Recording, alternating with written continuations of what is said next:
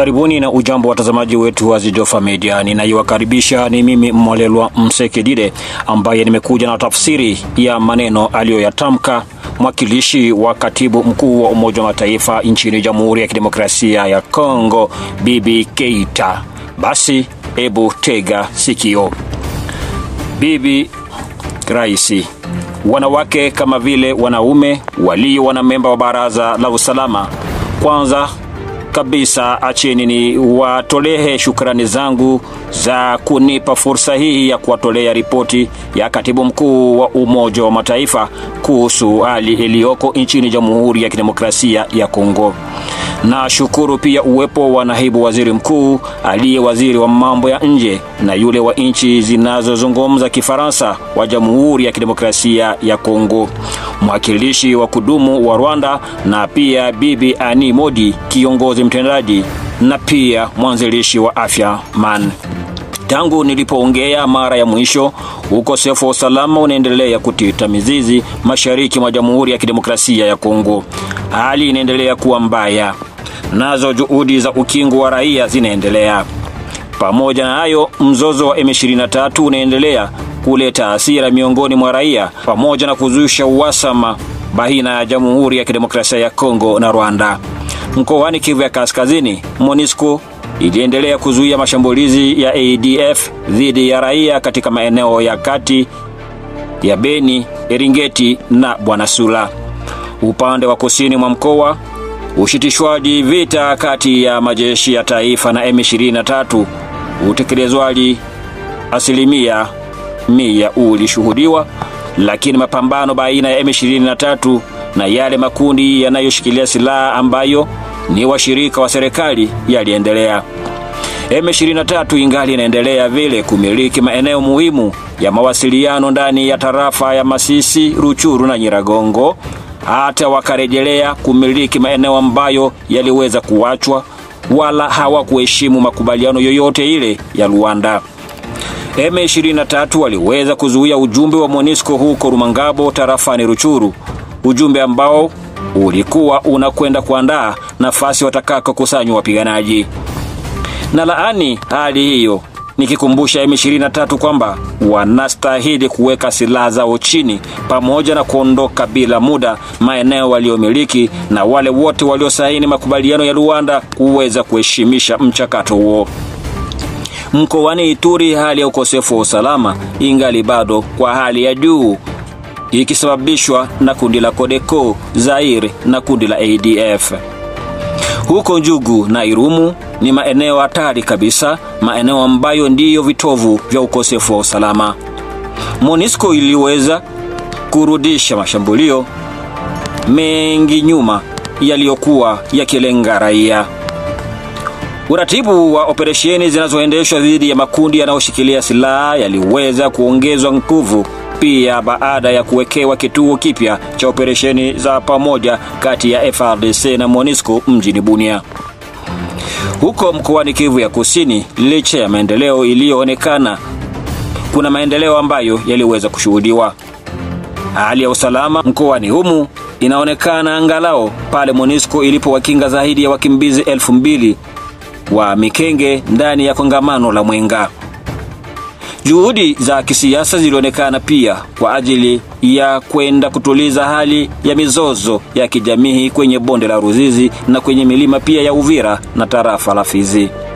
Bwana Rais, Bibi Rais, wanamemba wote wa Baraza la Usalama, juhudi zinazofanywa na kanda zinaweza kufikia malengo ikiwa itakwenda sambamba na mageuzi muhimu kwenye sekta za usalama kama inavyotakiwa, na ikiwa hayo yatakamilishwa kwa kudhaminiwa na kutekelezwa. Hatua ya serikali ya kuajiri polisi 13,000 kwa ajili ya kulinda uchaguzi, kazi ambayo itachangia kwa kueneza utawala wa serikali na utawala wa sheria. Na wapongeza viongozi wa Kongo, nikiwaomba kuharakisha kwa kutengeneza idara ya usalama pamoja na uhamasishaji ili ipelekee jeshi na polisi waweze kufaulu kazi zao. Ni kama vile utekelezwaji wa mpango wa upokonywaji silaha kukusanywa pamoja kwa wapiganaji kupitia mchakato wa PDDRCS ndiyo shurti moja inayoweza kuleta ukimya. Nukta tatu za operesheni za PDDRCS ziliwekwa na kukubaliwa kwenye mkoa wa Ituri, Kivu Kaskazini na pia Kivu Kusini. Huo ni mwanzo muhimu unaoweza kuendesha operesheni za kuwashawishi wapiganaji kuweka silaha chini. Bibi Rais, wanawake kama vile wanaume.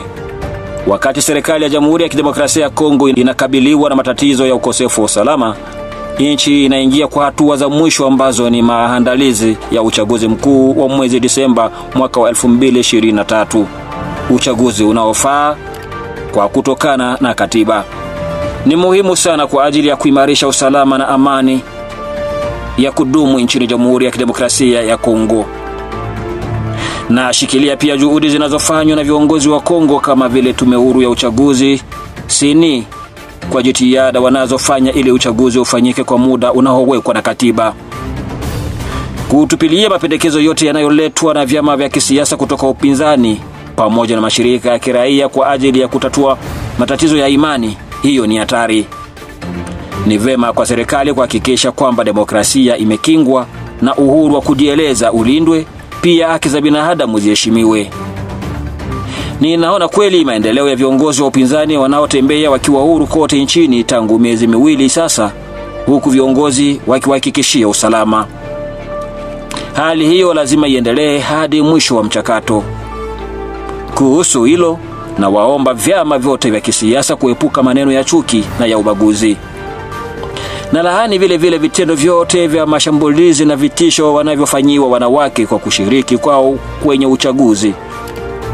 Na kuhusu hilo, ninawapongeza wale wanawake wote wanaogombea, lakini nasikitika kuona hadhi yao ya kujitokeza kwao ikiwa ni ndogo, kwa kuwa iliongezeka 6% unapolinganisha na uchaguzi wa mwaka 2018. Ni kama vile 17% tofauti ya 11% ya mwaka wa 2018. Viongozi wa Kongo, seni, MONUSCO pamoja na mashirika ya Umoja wa Mataifa wanatoa mchango wao mkubwa kwa ajili ya kuwaunga mkono wanawake waweze kugombea. Na hiyo ni kupitia mafunzo mengi yaliyofanywa na MONUSCO mjini Kinshasa, mkoani Kivu Kaskazini, mkoani Kivu Kusini na Ituri. MONUSCO pamoja na mashirika mengine ya kimataifa kama vile PNUD na UNESCO wanasaidia kuwapa polisi mafunzo kwa ajili ya kufanya ulinzi wa uchaguzi kwa kuepuka vurugu za uchaguzi, kudhibiti umati wa watu na kuheshimu haki za binadamu. MONUSCO inabaki yenye kuwa tayari kusaidia tume huru ya uchaguzi seni kwa vifaa kwenye mikoa 3 ambayo ndiko nafasi wangali wapo kulingana na majukumu yake. I now give the floor to Ms. Bintou Keita.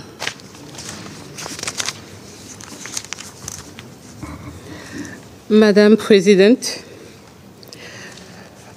Mesdames et Messieurs les membres du Conseil de sécurité, permettez-moi tout d'abord de vous adresser mes remerciements pour cette opportunité de présenter le rapport du secrétaire général sur la situation en République démocratique du Congo.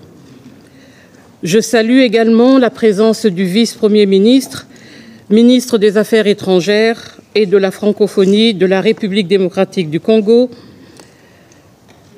du représentant permanent du Rwanda et de Madame Annie Modi, directrice exécutive et cofondatrice de Afia Man. Depuis ma dernière intervention, l'insécurité continue de gangréner l'Est de la République démocratique du Congo. La situation demeure volatile et requiert toujours des efforts continus de protection des civils. En effet, la crise du M23 continue de nourrir la frustration et la colère de la population et d'alimenter des tensions entre la RDC et le Rwanda. Au Nord Kivu, la MONUSCO a continué de dissuader les attaques des ADF entre Beni, Erigenti et Bouanasoura. Dans la zone sud de la province, le cessez-le-feu entre les forces armées congolaises et le M23 a été globalement respecté, mais les combats entre le M23 et les groupes armés ralliés au gouvernement se sont intensifiés. Le M23 contrôle toujours des points de communication stratégiques dans les territoires de Massissi, Rutshuru et Nyiragongo et a même réoccupé des zones précédemment libérées et ne remplit aucune des obligations agréées dans la feuille de route de Luanda. Le M23 a notamment bloqué les missions de la MONUSCO à Rumangabo, dans le territoire de Rutshuru, destinées à préparer le site identifié pour son pré-cantonnement. Je déplore cette obstruction et renouvelle mon appel au M23 à déposer les armes et à se retirer sans délai des territoires occupés et aux signataires de la feuille de route de Luanda d'appuyer pleinement ce processus. En Ituri, l'insécurité est toujours à un niveau dramatique, alimentée principalement par les milices Codeco, Zaïre et le groupe ADF. Djougou et Irumu y sont les principaux foyers d'insécurité. La MONUSCO y a repoussé de multiples attaques contre les civils. La coordination des opérations contre les groupes armés a aussi été renforcée avec la mise en service en juillet dernier du nouveau centre conjoint d'opération et de coordination de la MONUSCO et des FARDC à Bunia.